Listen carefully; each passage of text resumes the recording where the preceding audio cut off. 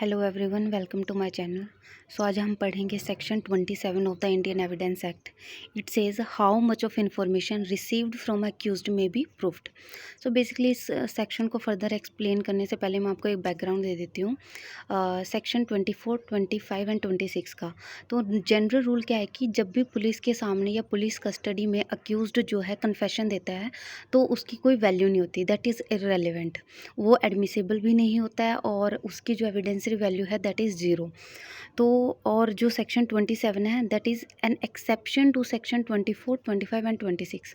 Because जो accused है वो कन्फेशन सिर्फ मैजिस्ट्रेट के सामने दे सकता है एंड जो अदर अथॉरिटीज़ डिफाइन की गई है उनके सामने ही दे सकता है। अदरवाइज पुलिस कस्टडी में बेसिकली हमें जानने की ज़रूरत यहाँ पे ये है कि जब भी पुलिस को या पुलिस कस्टडी में अक्यूज्ड के द्वारा कन्फेशन दिया जाता है तो उसकी कोई वैल्यू नहीं होती है। एंड आई प्रिज्यूम कि आपको कन्फेशन का मीनिंग पता होगा। Confession is basically the admission of guilt by the accused person. Accused जो होता है अपनी गिल्ट को, अपने क्राइम को खुद एडमिट कर लेता है in front of magistrate. So now section 27 जो है that is exception to this general rule. तो now what it is saying कि provided that when any fact is depose to as, मैं आपको सिंपल डिफाइन करती हूँ उसको क्या बोलना चाहता है ये सेक्शन, आप खुद बेरेक्ट से रीड कर लेना। बट इट इज़ सेइंग कि जब भी पुलिस के सामने, हमने पढ़ा नॉर्मल रूल क्या है कि कन्फेशन दिया जाएगा उसकी कोई वैल्यू नहीं है।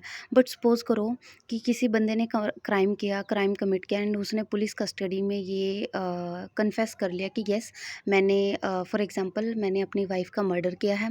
देन मैंने उसकी डेड बॉडी को जो है अपने घर के अलमीरा में छुपाया है और जिस नाइफ़ के साथ मैंने उसका मर्डर किया है वो मैंने अपने बैग में कहीं पे छुपाया है।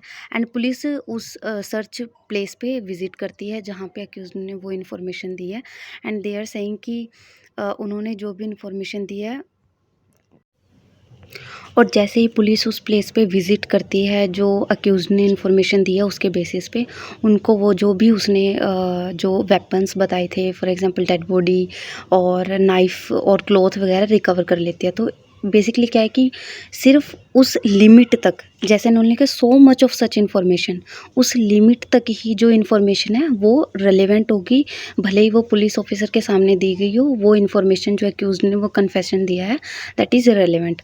अदरवाइज़ पुलिस के सामने जो भी पुलिस के सामने अब उनकी कस्टडी में जब भी कन्फेशन दिया जाता है by the accused person that was not relevant.